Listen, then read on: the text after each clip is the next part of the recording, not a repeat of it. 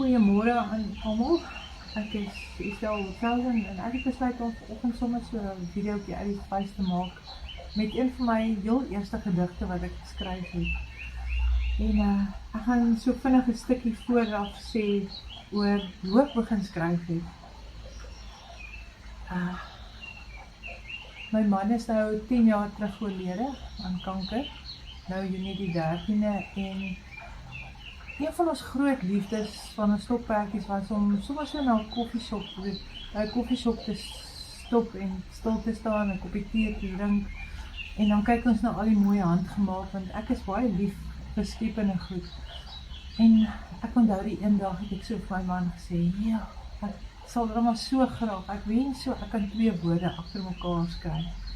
En dan sal ek nou op handgemaakte lappies skimmelde wat gedekopage is, en sulke goedjies wat ek lief was om te doen, so ek nou 'n versie wou sit.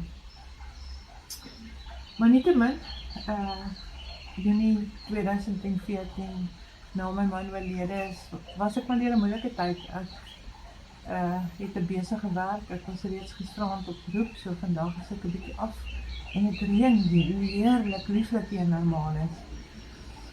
So ek het dit nou goed gedink, ek weet nie of die agtergrondmusiek baie sag is nie, maar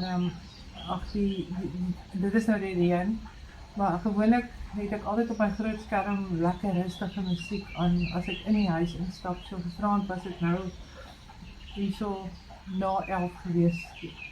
Ons het uitgekom uitgegaan vir 'n noodkeisersnit so 10 uur se kant. So ja, ek is seker net by 12 uur se kant huis gekom. So, maar gewoonlik sit ek maar altyd die musiek aan, rustig met natuurtonele.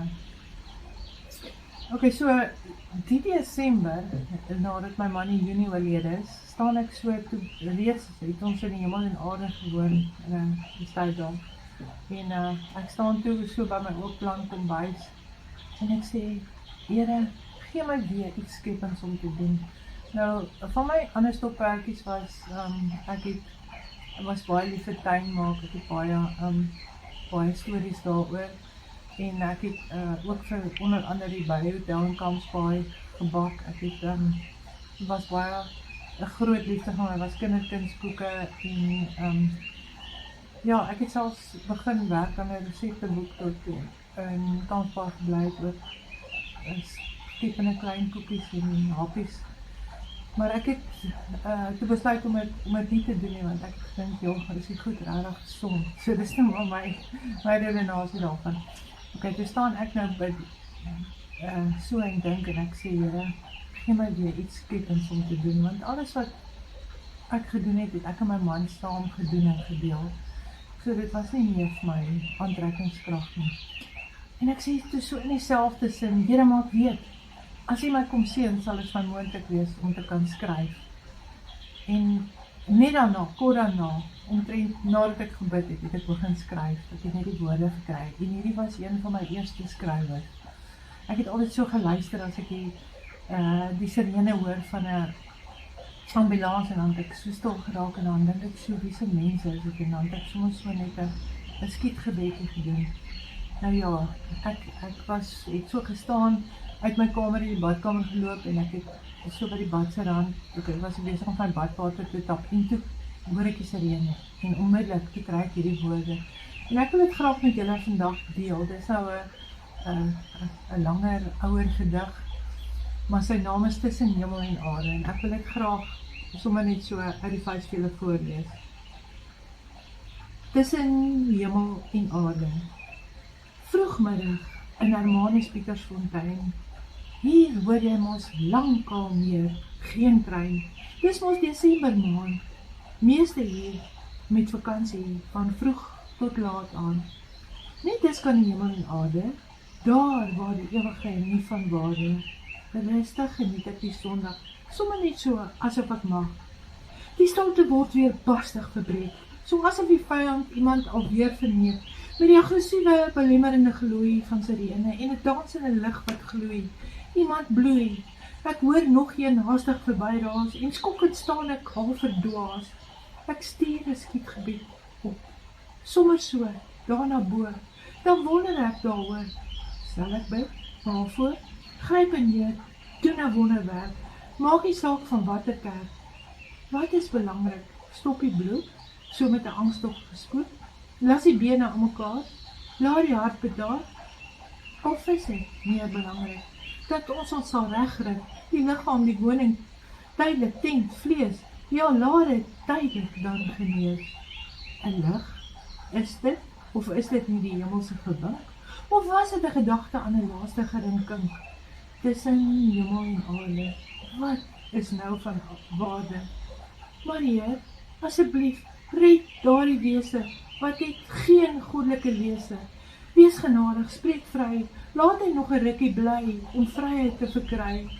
Wees genadig, gee nog een kans, uit die gevaar doodse skans, laat aan die hemelrand die engele sing oor band, van koning en aardse kind, amper soos met 'n lint verbind, nie aan die vyand verloor, maar duur gekoop, deur Jesus se bloed en hande deurboor.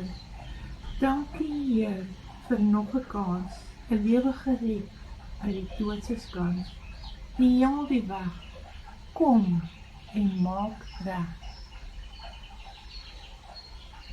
So ja, die gedig sien ek is geskryf die 4de Januarie 2015, so dit is daai Desember, laat in Desember wat ek gebid het, en so ek het seker so 1 tot 3 gediggies voor hierin, nee, ek het 'n paar gediggies voor hierin geskryf, maar ja, so dis dan eers my eerste gedigte, en ek wil net baie dankie sê vir almal wat geluister het, vir jou stilstaan hier, en luister, ek waardeer dit opreg, en my gebede vir jou is die Here se mooiste seëninge, en mag hy vir jou elke oomblik 'n werklikheid wees, en mag jy besef dat maak nie saak waarheen jy gaan, al is dit die moeilikste storme in jou lewe, dat as jy elke oomblik alles aan hom oorgee, dat hy net die beste vir jou in gedagte het, en dat jy kan gerus wees en weet, hy werk alles vir jou ten goeie uit, maak nie saak hoe dit lyk nie, want ons sien maar 'n stukkie van die meeste prent, soos ek het altyd sê, ons het 'n stukkie van die legkaart,